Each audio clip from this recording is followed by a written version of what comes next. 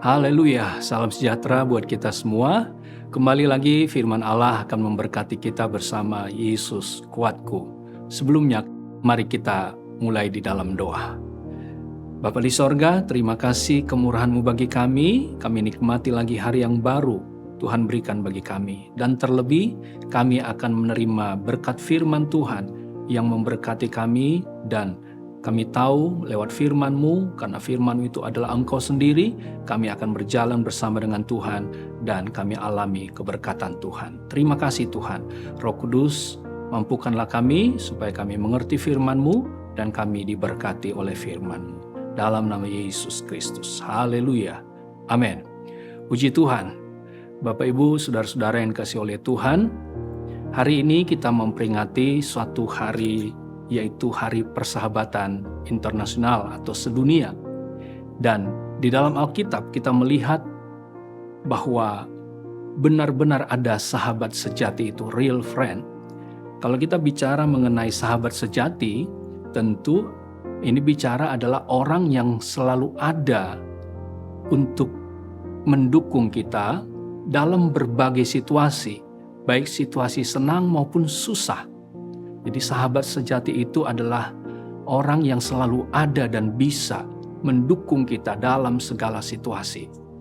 Mari kita dasari dengan satu ayat atau beberapa ayat dalam Alkitab. Firman Tuhan berkata dalam 2 Timotius pasal 4 ayat 16 dan ayat 17. Firman Tuhan berkata demikian. Pada waktu pembelaanku yang pertama, tidak seorang pun yang membantu aku, semuanya meninggalkan aku. Kiranya hal itu jangan ditanggungkan atas mereka. Tetapi Tuhan telah mendampingi aku dan menguatkan aku, supaya dengan perantaraanku Injil diberitakan dengan sepenuhnya dan semua orang bukan Yahudi mendengarkannya. Puji Tuhan. Nah, kalau kita memperhatikan ayat ini mengisahkan tentang Rasul Paulus. Dalam memberitakan Injil, dia menghadapi tantangan dari orang-orang Yahudi. Bahkan sampai dikatakan dia akhirnya ditangkap, dipenjarakan, dan bahkan diperhadapkan dengan pengadilan. Sampai pada akhirnya dia naik banding kepada Kaisar di Roma pada waktu itu. Saudara bisa baca kisahnya di dalam kitab Kisah Para Rasul. Dan khususnya di pasal yang ke-25 di sana disebutkan bahwa ia akhirnya naik banding kepada Kaisar mengenai hal yang dihadapinya. Nah, saudara-saudara, dalam keadaan seperti itu tidak ada seseorang pun yang mendampinginya. Tidak ada seorang pun yang menyertainya untuk memberikan pernyataan yang membela Paulus pada waktu itu.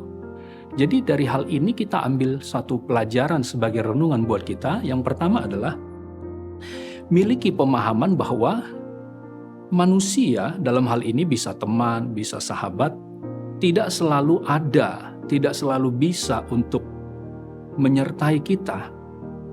Jadi yang pertama adalah miliki pemahaman bahwa manusia, baik teman, sahabat, tidak selalu ada dan tidak selalu bisa untuk menyertai kita dalam keadaan-keadaan tertentu.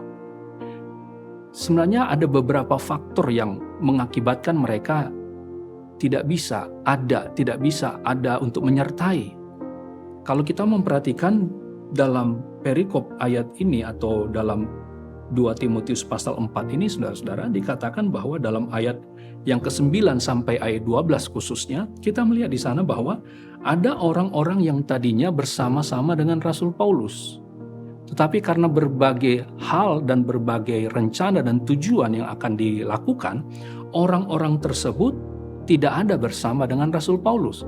Sehingga pada waktu pembelaan yang pertama disebutkan dalam ayat pokok kita tadi, ketika dia mengajukan pembelaan kepada Kaisar, orang-orang yang tadinya ada bersama dengan Rasul Paulus, mereka tidak ada saat itu. Sehingga mereka tidak bisa mendampingi Paulus. Tapi ada juga alasan lain bahwa ternyata di Roma pada waktu itu banyak orang-orang percaya. Namun secara manusia tentunya, kalau dalam keadaan sulit, keadaan susah, apalagi Rasul Paulus menghadapi persoalan hukum, tentu umumnya orang takut terkena dampaknya, sehingga orang-orang tidak akan ambil resiko terkena dampak dari kasus hukum atau permasalahan hukum yang dihadapi. Jadi saudara-saudara, yang pertama kita pahami adalah manusia tidak selalu ada untuk mendampingi kita, menyertai kita, baik teman ataupun sahabat, karena berbagai hal, berbagai faktor. Namun yang kedua menjadi perenungan, pelajaran sebagai renungan buat kita adalah Tuhan adalah sahabat sejati kita. Yesus adalah sahabat sejati kita. Kenapa? Dikatakan dalam ayat yang ke-17, tetapi Tuhan telah mendampingi dan menguatkan aku.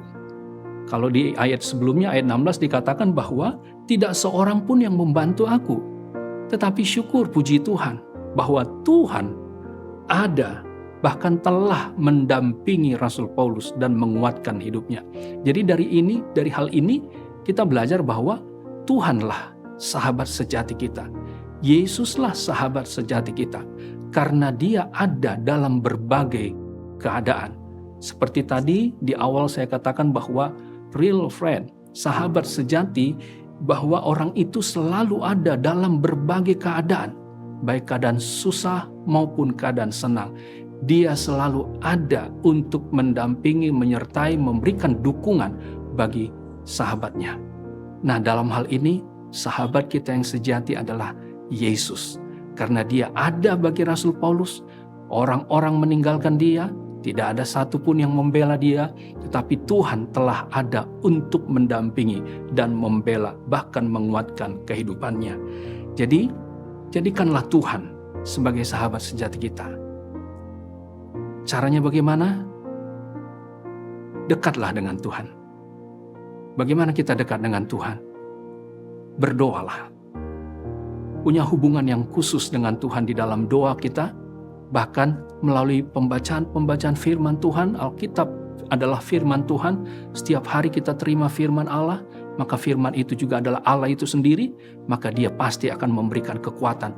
Bahkan ketika kita berdoa memanggil namanya, memanggil nama Yesus, Yesus tidak jauh, dia hanya sejauh doa.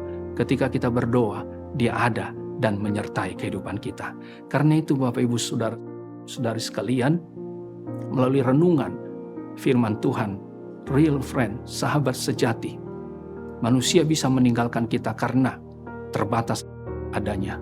Tetapi Yesus, Allah kita, Tuhan kita adalah tak terbatas adanya.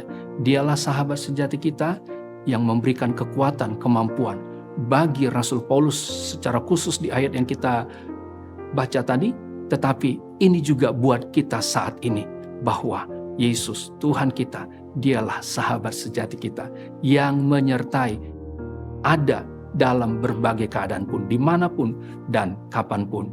Dan jadikanlah dia sahabat sejati kita.